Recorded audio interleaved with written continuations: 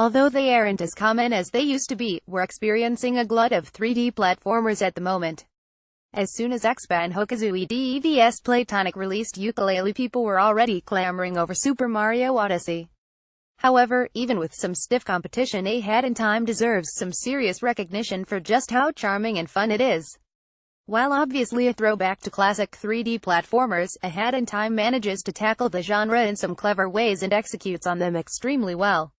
The game starts with player character Hat Girl relaxing on her spaceship, whereupon things quickly go awry after a mafioso knocks on her window.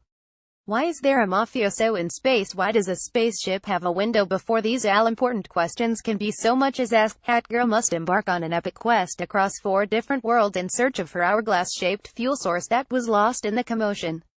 Unlike many of its inspirations, A Hat in Time smartly limits the collectibles found in these 4 worlds to 3 main items: the aforementioned hourglasses, balls of yarn, and medals.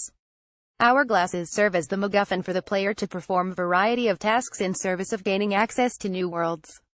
The yarn is used to create new hats, thus unlocking more abilities, and the medals are used to buy cosmetic upgrades such as new hat designs, color schemes, and soundtracks. They all offer good incentives for exploring the level and tackling platforming challenges. There are also gems, which are used to purchase new abilities, but they are scattered so densely throughout the levels that you'll practically be swimming in them just walking from point A to point B.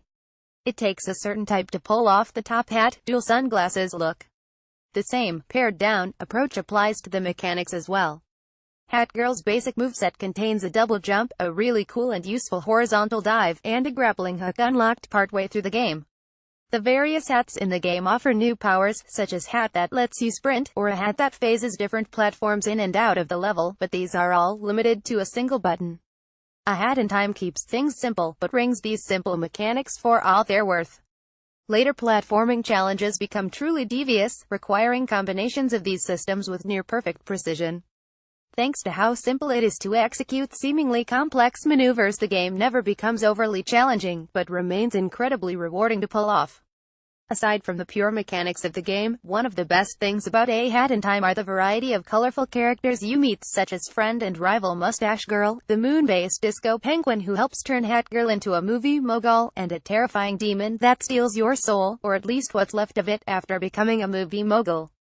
The dialogue for these characters is just as charming as the game's aesthetic, making me genuinely laugh out loud more than a few times.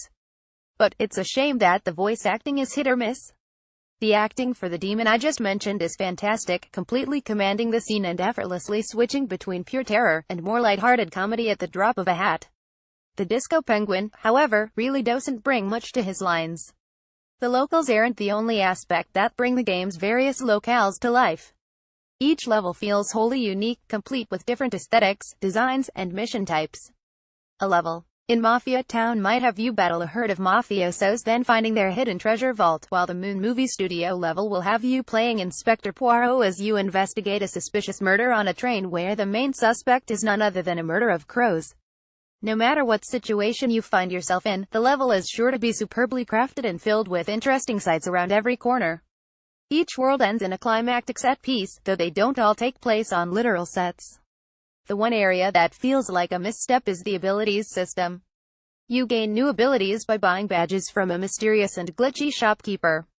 These badges net you a variety of in-game powers, such as turning your umbrella attack into a laser beam, or upgrading your sprint into a scooter, with the trade-off being that you can only equip one at a time. It works well enough until you encounter badges that, for all intents and purposes, are mandatory for playing the game.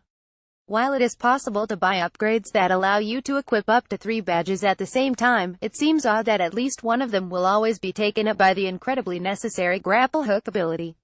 Sure, you could go in and out the menu to change it, but hardly a minute goes by before you need to use it again.